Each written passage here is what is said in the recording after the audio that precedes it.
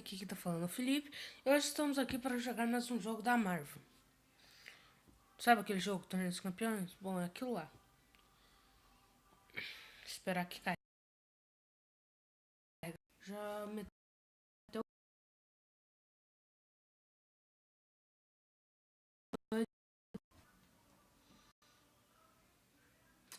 Ó, hoje à tarde ainda eu vou fazer um vídeo falando sobre o.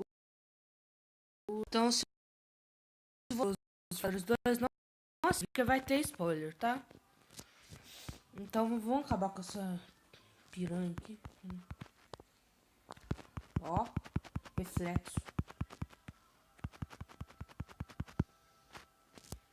Esse jogo aqui, se aprender a dinâmica, é muito fácil, gente. É só aprender a dinâmica. Ó, tipo agora, eu ainda tô pegando. Bate só um pouquinho, bate. Isso, pera aí. Vou deixar só pra vocês verem o 3 dele, que eu achei muito da hora. É um dos terceiros um dos mais da hora que eu já vi. Bate. Olha só que da hora. Olha que criativo, gente.